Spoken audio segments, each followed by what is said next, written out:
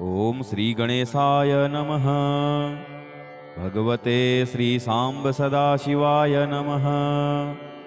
अथ रुद्रीपाठः। ध्यानम्। ॐ नमः संभवाय च मयो भवाय च नमः। शङ्कराय च मयस्कराय च नमः। शिवाय च शिवतराय च। हर हर महादेव। अथ षडङ्गन्यासः। हरिः ॐ मनोजूतृजुखतामाजस्य बृहस्पतिर्यज्ञमिमन्तनो त्वरिष्टं यज्ञगुं समिमं दधातु। विश्वे देवासैहमादयन्तामों प्रतिष्ठा। ॐ हृदयाय नमः। ॐ अबोध्यग्निः समिधा जनानां प्रतिधेनुमिवायति मुखासम्। जह्वा इव प्रवयामुज्जिहानाः प्रभानवः। शिश्रतेनाकमच्छ। ॐ शिरसे स्वाहा। ॐ मूर्धानन्दिवो वरतिं पृथिव्या वैश्वानरमृतया जातमग्निं कविगुं सम्राजमतिथिं जनानाम् आसन्नापात्रं जनयन्त देवाः। ॐ शिखायै वसट। ॐ मर्माणि ते वर्मणाच्छादयामि सोमस्त्वा राजामृतेनानुवस्ताम्। उरोर्वरीयो वरुणस्ते कृणोतु जयन्तन्त्वानुदेवा मदन्तु। ॐ कवचाय हुम्। ॐ विश्वतश्चक्षुरुत विश्वतो मुखो विश्वतो बाहुरुत विश्वतस्पात्। संबाहुभ्यान्धमतिशं पदत्रयर्द्यावा भूमि जनयन् देव एकः। ॐ नेत्रत्रयाय वौषट। ॐ मानस्तोकेतनये मानयायुखिमानो गोखुमानो अश्वे कुरीरिखः। मानो वीरानुद्रभामिनो वधीर्हविखमन्तः सदमित्वा हवामहे। ॐ अस्त्राय फट्। ध्यानम्। ॐ वन्दे देवौमापतिं सुरगुरुं वन्दे जगत्कारणं। वन्दे पन्नगभूषणं मृगधरं वन्दे पशूनां पतिं। वन्दे सूर्यशशाङ्कवह्निनयनं वन्दे मुकुन्दप्रियं। वन्दे भक्तजनाश्रयं च वरदं वन्दे शिवं शङ्करम्। भगवते श्री पंचेश्वरमहादेवाय नमः। हरिः ॐ गणानां त्वा गणपतिगुं हवामहे। प्रियाणां त्वा प्रियपतिगुं हवामहे। निधीनां त्वा निधिपतिगुं हवामहे। वसो मम आहमजानि गर्भधम त्वमजासि गर्भधम्। गायत्री त्रिष्टुप्जगत्यनुष्टुपङ्क्त्या सह बृहत्युष्णिहाककुप्सूचिभिः सम्यन्तु त्वा। द्विपदाजाश्चतुष्पदास्त्रिपदाजाश्च खट्पदाः विछन्दाजाश्च सछन्दाः सूचिभिः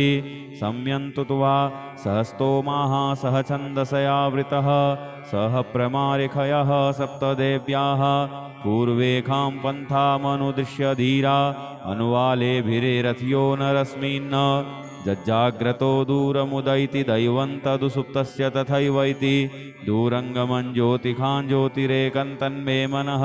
शिवसङ्कल्पमस्तु। येन कर्माण्यपसो मनीखिणो यज्ञे कृण्वन्ति विदथे कुधीराः। यदपूर्वं यक्ष्यवन्तः प्रजानां तन्मे मनः शिवसङ्कल्पमस्तु। यत्प्रज्ञानमुत चेतो धृतिश्च जज्ज्योतिरन्तरमृतं प्रजासु। यस्मान्नरिते किञ्चन कर्म क्रियते तन्मे मनः शिवसङ्कल्पमस्तु। येनेदं भूतं भुवनं भविष्यत्परग्रहीतममृतेन सर्वं। येन यज्ञस्तायते सप्तहोता तन्मे मनः शिवसङ्कल्पमस्तु। यस्मिन् ऋचः सामजजुगुंखि यस्मिन् प्रतिष्ठिता रथना भाविवाराः। यस्मिन् चित्तगुं सर्वमोतं प्रजानां तन्मे मनः शिवसङ्कल्पमस्तु। सुखारथिरस्वानिव जन्मनुख्याने नीयते भीषुभिर्वार्जिन इव। हृत्प्रतिष्ठं यदजिरञ्जविष्ठं तन्मे मनः शिवसङ्कल्पमस्तु। हरिः ॐ सहस्रशेरेखा पुरुषः सहस्राक्षः सहस्रपात्त स भूमिगुं सर्वतः स्मृत्वात्यतिष्ठद्दशाङ्गुलम्। पुरुष एवेदगुं सर्वं यद्भूतं यच्च भाव्यं।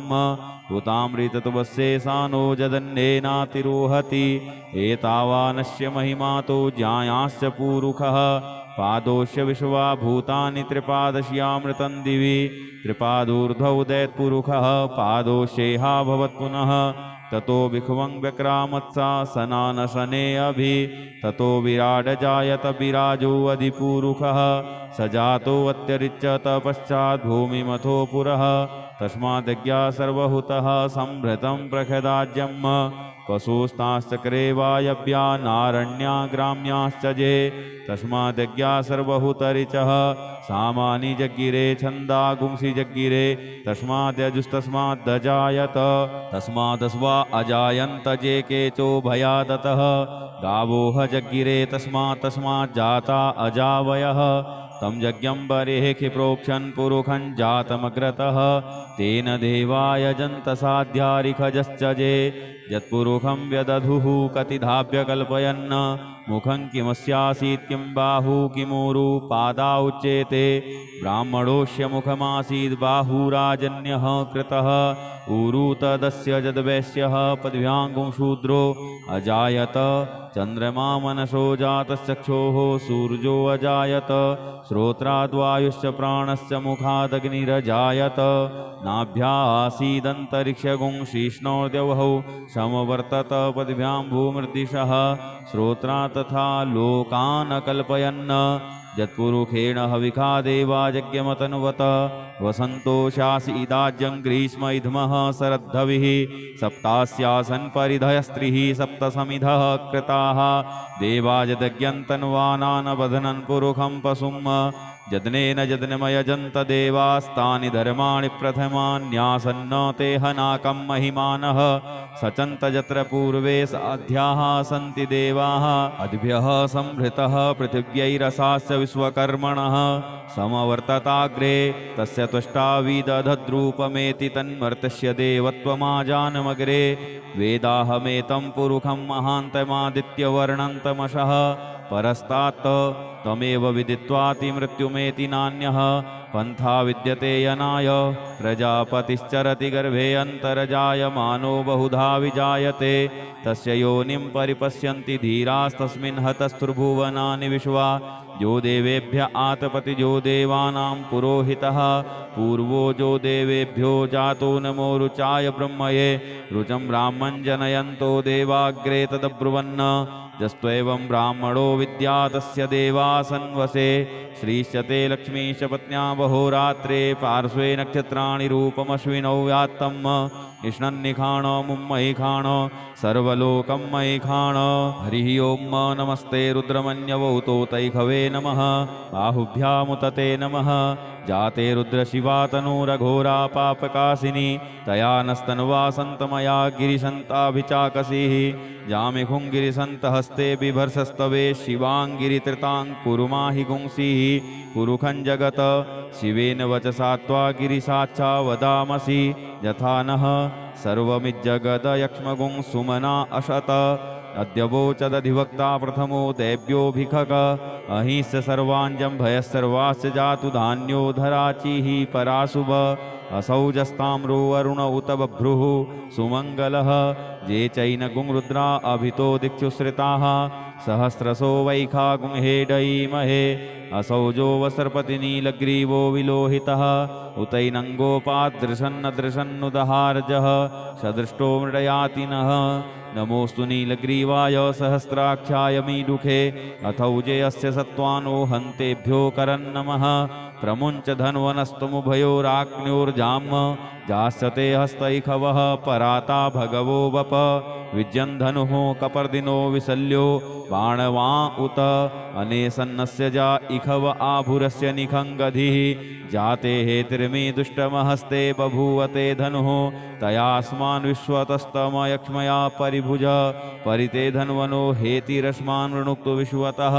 अथौजैखुदिस्तवारे अस्मन्निधेहि तम् अवतत्य धनुष्टगुं सहस्राक्षशते खुदे निशीर्य शल्यानां मुखा शिवो नः सुमना भव नमस्ते आयुधाया नातताय धृष्णवे उभाभ्यामुतते नमो बाहुभ्यां तव धन्वने मानो महान्तमुत मानोऽर्भकं मानौक्ष्यन्तमुत मानौक्षितं मानो वधिः पितरं भूत मातरं मानः प्रियास्तन्नो रुद्ररेरिखः मानस्तोकेतनये मानयायुखि मानो गोघुमानो अस्वे खुरीरिखः मानो वीरानिद्रभामिनो वधीर्हविखमन्तः सदमित्वा हवामहे हरिः ओं वयगुं सोमव्रते तव मनस्तनोखु बिभ्रतः प्रजावन्तः सचेमहि एकते रुद्रभागः सहस्वस्राम्बिकया तञ्जुखस्वस्वाहैकते रुद्रभागयाकुस्ते पशुः अवरुद्रमदीमहजवदेवं त्र्यम्बकं जथानो वस्य संस्कृद्यथानः श्रेयसंस्कृद्यथानो व्यवसाययात् भेखजमसि भेखजङ्गवे स्वायपुरुखाय भेखजं सुखं मेखाय मेष्ये त्र्यम्बकं जजामहे सुगन्धिं पुष्टिवर्धनम् उर्वारुकमिव बन्धनान् मृत्योर्मुक्षीयमामृतात् त्र्यम्बकं जजामहे सुगन्धिं पतिवेदनम् उर्वारुकमिव बन्धनादितो मुक्षीयमामुतः एतत्ते रुद्रावसन्तेन परो मूजवतोतिः अवततधनुवापि नाकावशः कृत्तिवासा अहिगुंसन्नः शिवोतिः त्रायुखञ्जमदग्नेः कस्य पश्यत्रायुखं यद्देवे खुत्र्यायुखं तन्नो वस्तु त्रायुखं शिवो नामाशिषुवदितिस्ते पिता नमस्ते अस्तु मामाहि गुंसीः निवर्तयाम्यायुखेनाद्याय प्रजननाय रायस्पोखाय सुप्रजास्त्वाय सुवीर्याय हरिः ओं स्वस्ति न इन्द्रो वृधस्रवाः स्वस्ति नः पूषा विश्ववेदाः स्वस्ति नस्तारक्षो अरिष्टनेमिः स्वस्ति नो बृहस्पतिर्दधातु ॐ पयः पृथिव्यां पय ओखधीकुपयो दिव्यन्तरिक्षे पयोधाः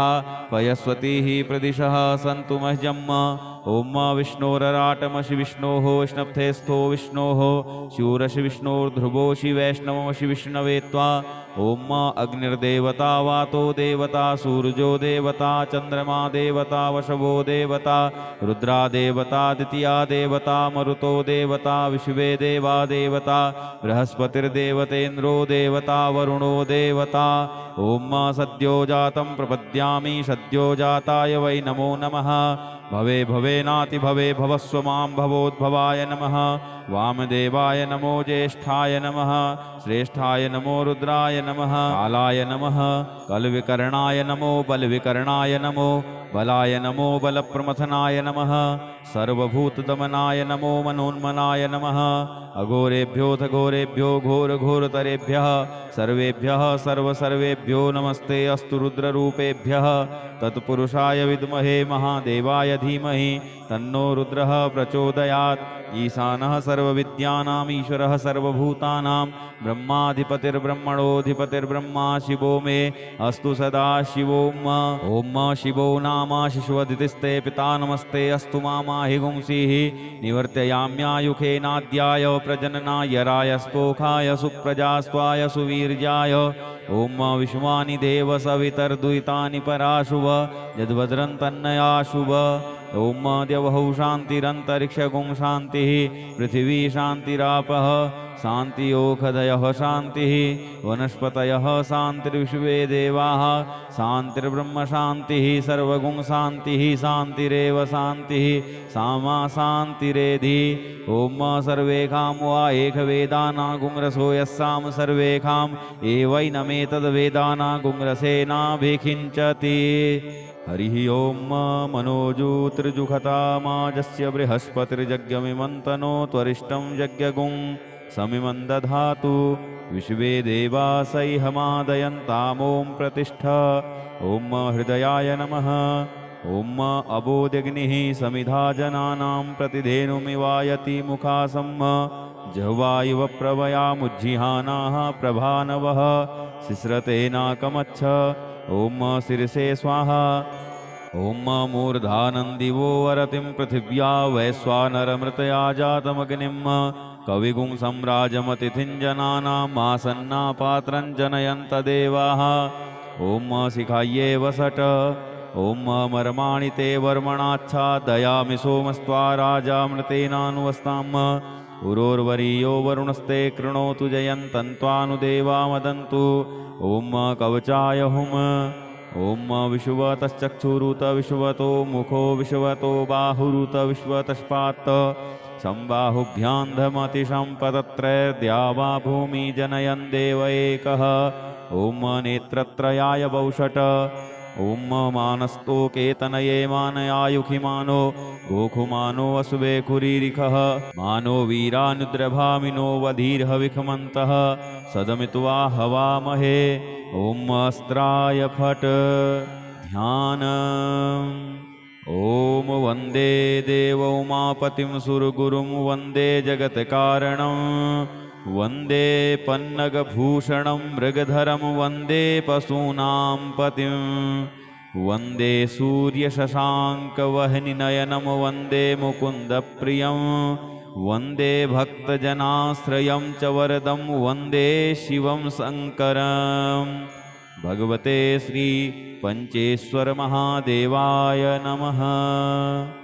हरिः ओम। गणानां त्वा गणपतिगुं हवामहे प्रियाणां त्वा प्रियपतिगुं हवामहे निधीनां त्वा निधिपतिगुं हवामहे।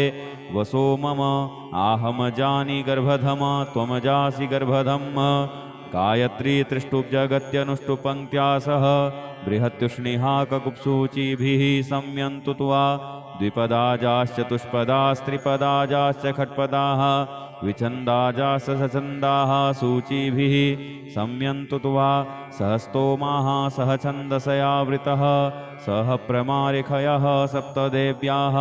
पूर्वेखां पन्थामनुदृश्य धीरा अनुवालेभिरेरथ्यो नरस्मिन् जज्जाग्रतो दूरमुदयति दैवन्तदुसुप्तस्य तथैवैति दूरङ्गमं ज्योतिखां ज्योतिरेकं तन्मे मनः शिवसङ्कल्पमस्तु। येन कर्माण्यपसो मनीखिणो यज्ञे कृण्वन्ति विदथे कुधीराः जदपूर्वं यक्ष्यवन्तः प्रजानां तन्मे मनः शिवसङ्कल्पमस्तु। यत्प्रज्ञानमुतचेतो धृतिश्च जज्ज्योतिरन्तरमृतं प्रजासु यस्मान्नरिते किञ्चन कर्म क्रियते तन्मे मनः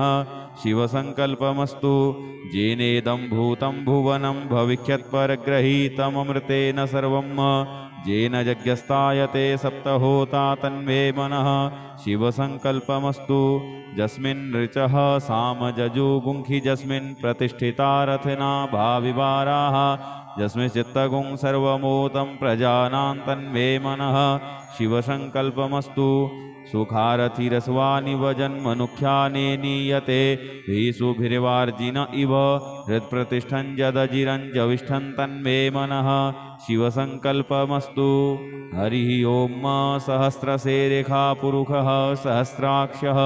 सहस्रपात्तो स भूमिगुं सर्वतः स्मृत्वात्यतिष्ठद्दशाङ्गुलम् पुरुष एवेदगुं सर्वं यद्भूतं यच्च भाव्यं भूतामृतत्वस्येषानो यदन्येनातिरोहति एतावानस्य महिमातो ज्ञायाश्च पुरुषः पादोश्य विश्वा भूतानि त्रिपादश्यामृतं दिवि त्रिपादूर्ध्वौ दैत्पुरुषः पादोश्येहा भवत्पुनः ततो विख्वं व्यक्रामत्सा सनानशने अभि ततो विराड जायत विराजो अधिपुरुषः स जातो अत्यरिच्यत पश्चात् भूमिमथो पुरः तस्माद्यज्ञा सर्वहुतः संभृतं प्रखदाज्यम् पशुस्ताश्चक्रे वायव्या नारण्या ग्राम्याश्च जे तस्माद्यज्ञा सर्वहुतरिचः सामानि जग्गिरे छन्दागुंसि जग्गिरे तस्माद्यजुस्तस्माद्दजायत तस्मादस्वा अजायन्त जे केचो भयादतः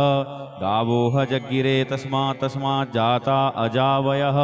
तं यज्ञं बरेः क्षिप्रोक्षन् पुरुषं जातमग्रतः तेन देवाय जन्तसाध्यारिखजश्च जे यत्पुरुषं व्यदधुः कतिधाभ्य कल्पयन् मुखं किमस्यासीत् किं बाहु किमूरु पादा उच्येते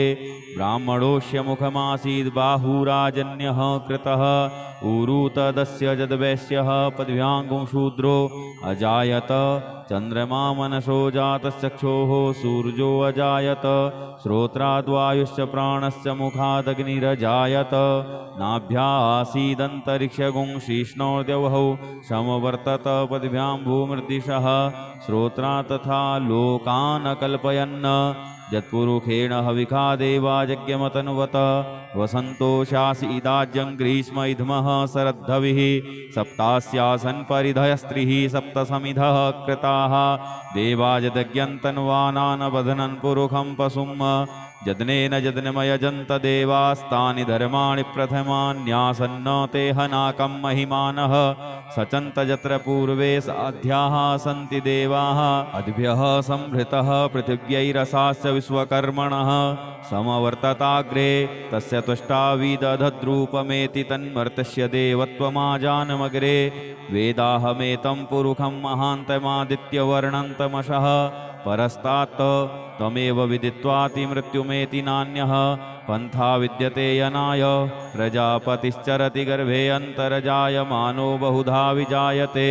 तस्य योनिं परिपश्यन्ति धीरास्तस्मिन् हतस्तुर्भुवनानि विश्वा जो देवेभ्य आतपति जो देवानां पुरोहितः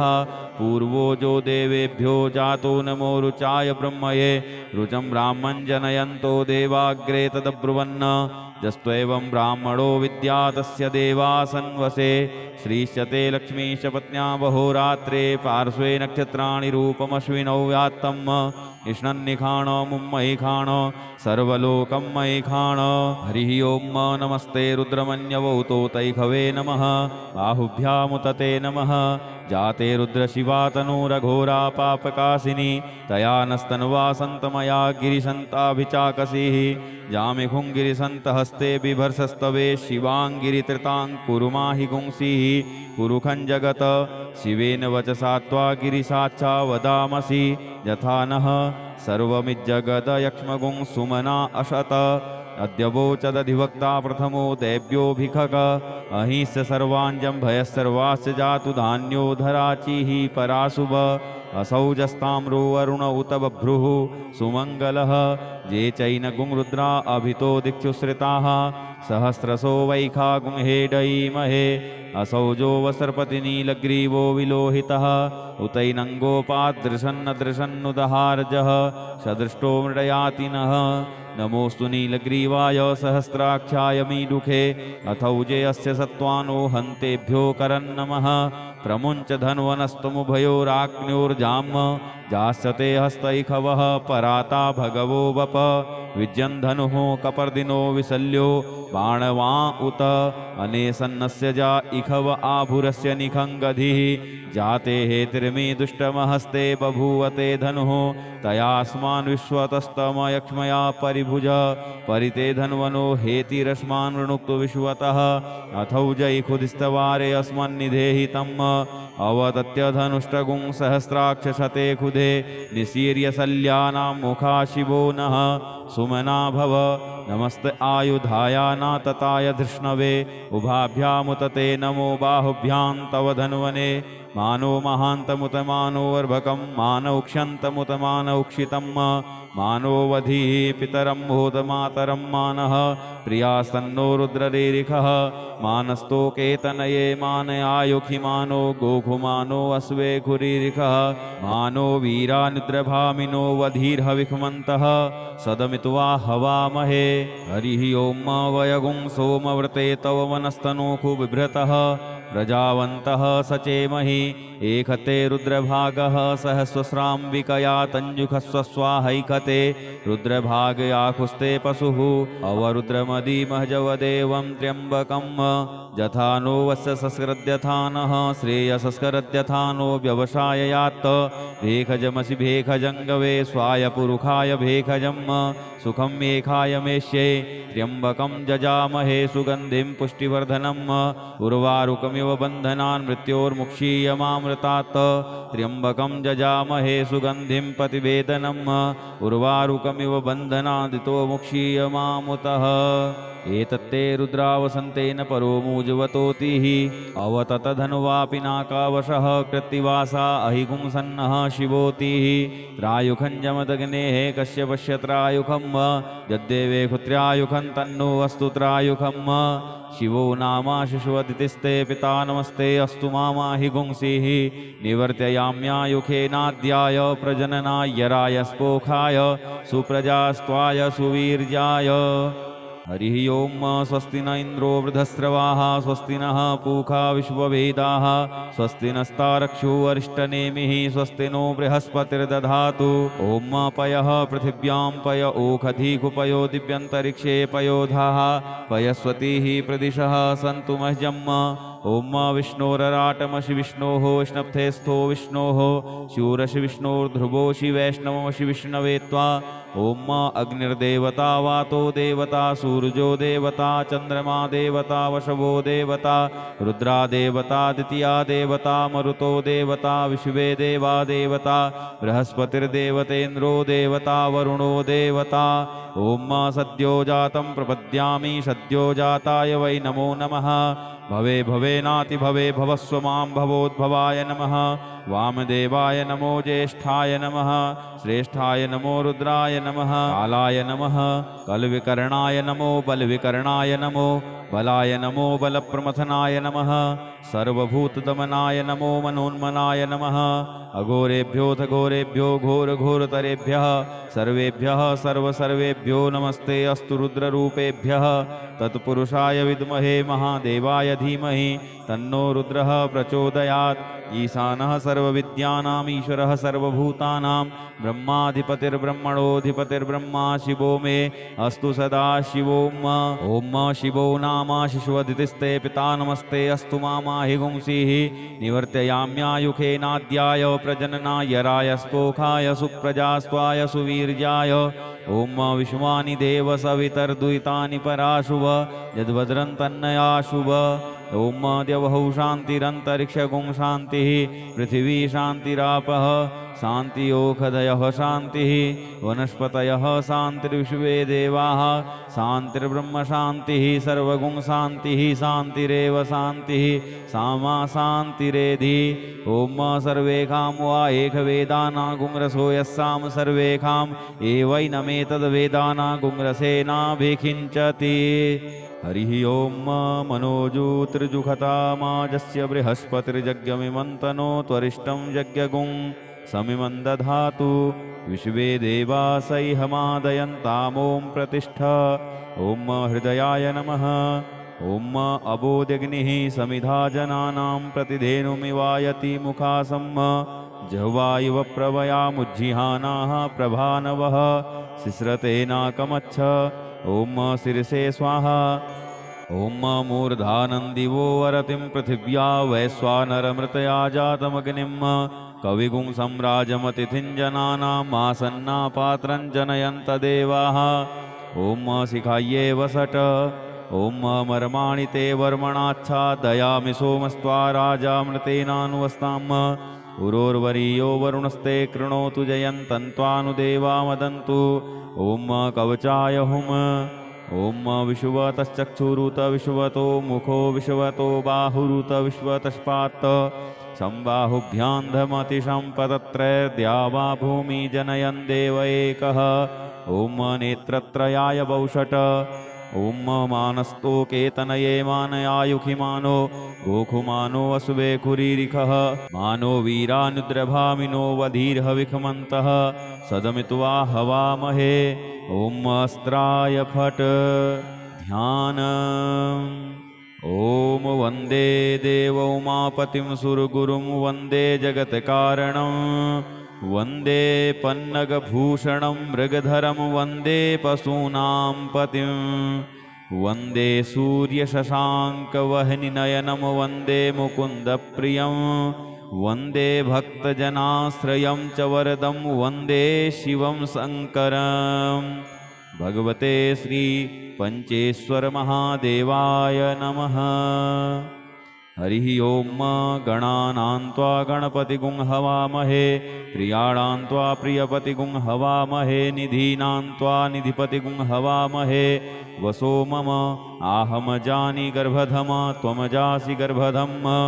गायत्री त्रिष्टुब्जगत्यनुष्टुपङ्क्त्या सह बृहत्युष्णिहाककुप्सूचिभिः सम्यन्तु त्वा द्विपदाजाश्चतुष्पदास्त्रिपदाजाश्च खट्पदाः विछन्दाजाश्च सछन्दाः सूचिभिः सम्यन्तु त्वा सहस्तोमाः सह छन्दसयावृतः सह प्रमारिखयः सप्तदेव्याः पूर्वेखां पन्थामनुदृश्य धीरा अनुवालेभिरेरथ्यो नरस्मिन् जज्जाग्रतो दूरमुदैति दैवन्तदुसुप्तस्य तथैवैति दूरङ्गमं ज्योतिखां ज्योतिरेकं तन्मे मनः शिवसङ्कल्पमस्तु येन कर्माण्यपसो मनीखिणो यज्ञे कृण्वन्ति विदथे कुधीराः जदपूर्वं यक्ष्यवन्तः प्रजानां तन्मे मनः शिवसङ्कल्पमस्तु यत्प्रज्ञानमुतचेतो धृतिश्च जज्ज्योतिरन्तरमृतं प्रजासु यस्मान्नरिते किञ्चन कर्म क्रियते तन्मे मनः शिवसङ्कल्पमस्तु येनेदं भूतं भुवनं भविष्यत्परग्रहीतममृतेन सर्वं येन यज्ञस्तायते सप्तहोता तन्मे मनः शिवसङ्कल्पमस्तु यस्मिन् ऋचः सामजजुगुंखि यस्मिन् प्रतिष्ठिता रथना भाविवाराः यस्मिन् चित्तगुं सर्वमोतं प्रजानां तन्मे मनः शिवसङ्कल्पमस्तु सुखारथिरस्वानिव जन्मनुख्याने नीयते भीषुभिर्वार्जिन इव हृत्प्रतिष्ठं यदजिरञ्जविष्ठं तन्मे मनः शिवसङ्कल्पमस्तु हरिः ॐ सहस्रशेरेखा पुरुषः सहस्राक्षः सहस्रपात्तो स भूमिगुं सर्वतः स्मृत्वात्यतिष्ठद्दशाङ्गुलम् पुरुष एवेदगुं सर्वं यद्भूतं यच्च भाव्यं हुतामृतत्वस्येषानो यदन्येनातिरोहति एतावानस्य महिमातो ज्ञायाश्च पुरुषः पादोश्य विश्वा भूतानि त्रिपादश्यामृतं दिवि त्रिपादूर्ध्वौ दैत्पुरुषः पादोश्येहा भवत्पुनः ततो विख्वं व्यक्रामत्सा सनानशने अभि ततो विराड जायत विराजो अधिपुरुषः स जातो अत्यरिच्यत पश्चात् भूमिमथो पुरः तस्माद्यज्ञा सर्वहुतः संभृतं प्रखदाज्यं पशुस्ताश्चक्रे वायव्या नारण्या ग्राम्याश्च जे तस्माद्यज्ञा सर्वहुतरिचः सामानि जज्ञिरे छन्दागुंसि जज्ञिरे तस्माद्यजुस्तस्माद्दजायत तस्मादस्वा अजायन्त जे केचो भयादतः गावोह जज्ञिरे तस्माज्जाता अजावयः तं यज्ञं बरेः क्षिप्रोक्षन् पुरुखं जातमग्रतः तेन देवा यजन्त साध्यारिखजश्च जे यत्पुरुखं व्यदधुः कतिधाभ्य कल्पयन् मुखं किमस्यासीत् किं बाहु किमूरु पादा उच्येते ब्राह्मणोऽस्य मुखमासीत् बाहुराजन्यः कृतः ऊरु तदस्य यद्वैश्यः पद्भ्याङ्गुं शूद्रो अजायत चन्द्रमा मनसो जातश्चक्षोः सूर्यो अजायत श्रोत्राद्वायुश्च प्राणश्च मुखादग्निरजायत नाभ्यासीदन्तरिक्षगुं शीष्णोर्द्यवहौ समवर्तत पद्भ्यां भूमृदिशः श्रोत्रा तथा लोकान् कल्पयन् यत्पुरुषेण हविखा देवा यज्ञमतनुवत वसन्तोषासीदाज्यं ग्रीष्म इध्मः शरद्धविः सप्तास्यासन् परिधयस्त्रिः सप्तसमिधः कृताः देवा यदज्ञन्तन्वानान् बध्नन् पुरुखं पशुं यज्ञेन यज्ञमयजन्त देवास्तानि धर्माणि प्रथमान्यासन्न ते हनाकं महिमानः सचन्त यत्र पूर्वे साध्याः सन्ति देवाः अद्भ्यः संहृतः पृथिव्यैरसाश्च विश्वकर्मणः समवर्तताग्रे तस्य त्वष्टाविदधद्रूपमेति तन्मर्तस्य देवत्वमाजानमग्रे वेदाहमेतं पुरुखं महान्तमादित्यवर्णन्तमशः परस्तात् त्वमेव विदित्वातिमृत्युमेति नान्यः पन्था विद्यते यनाय प्रजापतिश्चरति गर्भे अन्तर्जायमानो बहुधा विजायते तस्य योनिं परिपश्यन्ति धीरास्तस्मिन् हतस्थुर्भुवनानि विश्वा जो देवेभ्य आतपति जो देवानां पुरोहितः पूर्वो जो देवेभ्यो जातो नमो रुचाय ब्रह्मये रुचं ब्राह्मं जनयन्तो देवाग्रे तदब्रुवन् जस्त्वेवं ब्राह्मणो विद्या तस्य देवासन्वसे श्रीश्चते लक्ष्मीश पत्न्या बहोरात्रे पार्श्वे नक्षत्राणि रूपमश्विनौ व्यात्तम् इष्णन्निखाण मुम्मयिखाण सर्वलोकं मयिखाण हरिः ॐ नमस्ते रुद्रमन्यवौतो तैखवे नमः बाहुभ्यामुतते नमः जाते रुद्रशिवा तनूरघोरा पापकासिनी तया नस्तन्वा सन्तमया गिरिशन्ताभिचाकसीः जामिखुङ्गिरिसन्तहस्ते बिभर्षस्तवे शिवाङ्गिरित्रितां कुरु माहि गुंसीः कुरुखं जगत शिवेन वचसा त्वा गिरिसाक्षा वदामसि यथा नः सर्वमिज्जगदयक्ष्मगुं सुमना अशत अद्यवोचदधिवक्ता प्रथमो दैव्योऽभिखक अहिंस्य सर्वाञ्जं भयस्सर्वास्य जातु धान्यो धराचिः पराशुभ असौजस्ताम्रो वरुण उत बभ्रुः सुमङ्गलः ये चैनगुं रुद्रा अभितो दिक्षुश्रिताः सहस्रसो वैखा गुंहेडयीमहे असौजो वसर्पतिनीलग्रीवो विलोहितः उतैनङ्गोपादृशन्नदृशन्नुदहार्जः सदृष्टो मृडयातिनः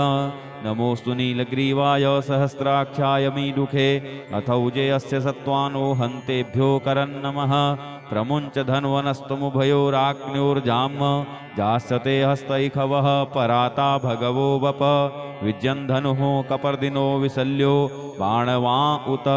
अनेसन्नस्य जा इखव आभुरस्य निखङ्गधिः जाते हेतिर्मे दुष्टमहस्ते बभूवते धनुः तयास्मान् विश्वतस्तमयक्ष्मया परिभुज परिते धन्वनो हेतिरस्मान् वृणुक्तु विश्वतः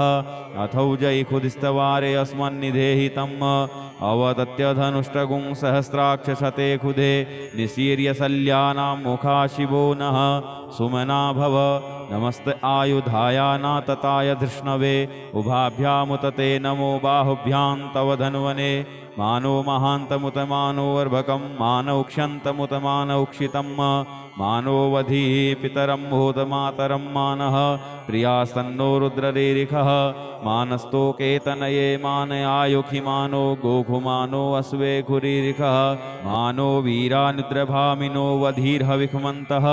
सदमित्वा हवामहे हरिः ॐ वयगुं सोमव्रते तव मनस्तनोखु बिभ्रतः प्रजावन्तः सचेमहि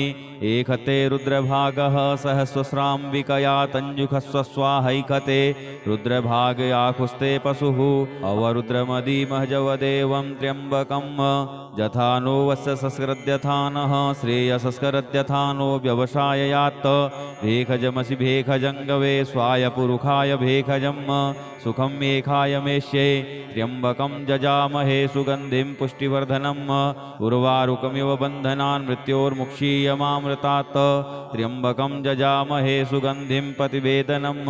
उर्वारुकमिव बन्धनादितो मुक्षीयमामुतः एतत्ते रुद्रावसन्तेन परो मूजवतोतिः अवततधनुवापि नाकावशः कृत्तिवासा अहिगुंसन्नः शिवोतिः त्रायुखं जमदग्नेः कस्य पश्यत्रायुखं यद्देवे खुत्र्यायुखं तन्नो अस्तु त्रायुखं शिवो नामाशिषुवदितिस्ते पिता नमस्ते अस्तु मामाहि गुंसीः निवर्त्ययाम्यायुखेनाद्याय प्रजननाय रायस्पोखाय सुप्रजास्त्वाय सुवीर्याय हरिः ॐ स्वस्ति न इन्द्रो वृधस्रवाः स्वस्ति नः पूषा विश्ववेदाः स्वस्ति नस्तारक्षो अरिष्टनेमिः स्वस्ति नो बृहस्पतिर्दधातु ॐ पयः पृथिव्यां पय ओखधीकुपयो दिव्यन्तरिक्षे पयोधाः पयस्वतीः प्रदिशः सन्तु मह्यम् ॐ विष्णोरराटमशि विष्णोः विष्णप्थेस्थो विष्णोः शूरशि विष्णोर्ध्रुवोषि वैष्णवमशि विष्णवे त्वा ॐ अग्निर्देवता वातो देवता सूर्यो देवता चन्द्रमा देवता वशवो देवता रुद्रा देवता द्वितीया देवता मरुतो देवता विश्वे देवा देवता बृहस्पतिर्देवतेन्द्रो देवता वरुणो देवता